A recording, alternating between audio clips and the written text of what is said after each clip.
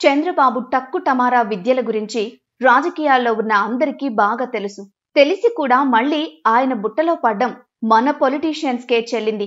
తాజాగా చంద్రబాబు తన మార్క్ రాజకీయం చూపిస్తున్నారు. అది అందరూ ఊహించిందే అయినా ఈసారి ఆయన కష్టాల్లో ఉన్నారు కాబట్టి అటువంటి పనులకు పూనుకోరు అనుకున్నారు. కానీ అది నాకు మాత్రమే తెలిసిన విద్య కదా, మరి ప్రదర్శించకుండా ఎలా ఉండగలను అని ఆయన ఆట మొదలు పెట్టారు.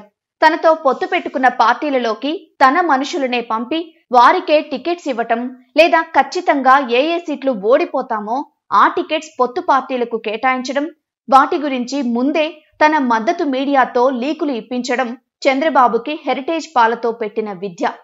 ఇప్పుడు అదే విద్యని తనతో జతకట్టిన జనసేన, బీజేపీలపై ప్రయోగిస్తున్నారు.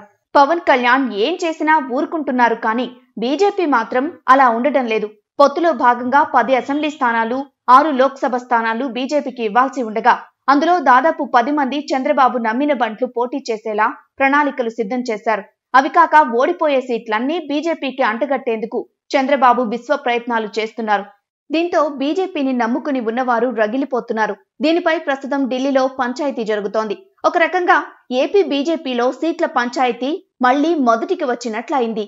బీజేపీకి కేటాయించే అసెంబ్లీ స్థానాల విషయంలో చంద్రబాబు పక్కా ప్లాన్ తో వ్యవహరిస్తున్నారు. శ్రీకాకుళం, విశాఖ నార్త్, కైకలూరు, పాడేరు, అనపర్తి, విజయవాడ వెస్ట్, బద్వేల్, జమ్మలమడుగు, ధర్మవరం, ఆదోని స్థానాలు బీజేపీకి ఇస్తున్నట్లుగా టీడీపీ మీడియా ద్వారా, సోషల్ మీడియా ద్వారా ప్రచారం చేయిస్తున్నారు చంద్రబాబు.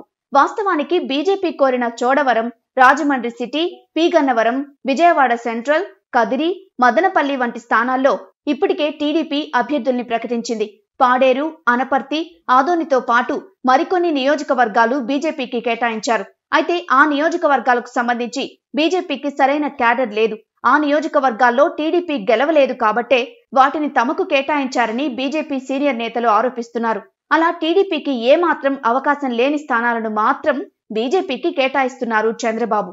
లోక్సభ విషయానికొస్తే అనకాపల్లి, అరకు, ఏలూరు లేదా నరసాపురం, రాజంపేట, హిందూపూర్, తిరుపతి పార్లమెంటు స్థానాలు బీజేపీకి కేటాయించినట్లుగా ఎల్లో మీడియాతో లీకులు ఇప్పిస్తున్నారు చంద్రబాబు. ఇక్కడ కూడా 4 స్థానాలు చంద్రబాబు బ్యాచ్ కే వచ్చేలా ప్లాన్ చేస్తున్నారు. అనకాపల్లి సీటు కోసం సీఎం రమేష్ అధిష్టానంపై ఒత్తిడి చేస్తుండగా ఏలూరు స్థానం కోసం సుజనా చౌదరి ప్రయత్నిస్తున్నారు. నర్సాపురం కోసం రఘురామకృష్ణంరాజు కర్చీఫ్ రెడీ చేసుకున్నారు. ఇక పురంధరేశ్వరికి కూడా మరో ఎంపీ సీటు కేటాయించాలి. ఇలా ఉన్నవన్నీ చంద్రబాబు కోటాలో భర్తీ అయితే ఏపీలో బీజేపీ జెండా మోసి బీజేపీని బలోపేతం చేసిన నాయకులకు దక్కేదేంటి అనేది అసలు నేతల ఆవేదన. ఇంతేనా?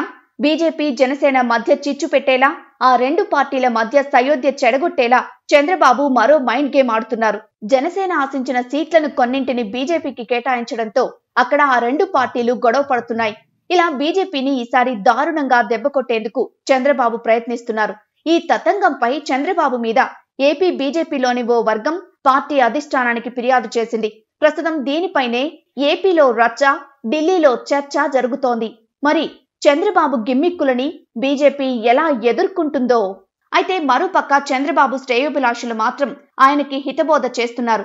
బాబు గారికి ఈ ఎలక్షన్స్ చావో రేవో లాంటివని, అందుకే సెంట్రల్లో అధికారం సాధించబోయే బీజేపీతో సఖ్యతగా ఉంటే మంచిదని, ఇలాంటి కుట్రపూరిత పనులు మానుకుని పొత్తు ధర్మం పాటిస్తే అదే ధర్మం చంద్రబాబుని గెలిపిస్తుందని వారు అంటున్నారు.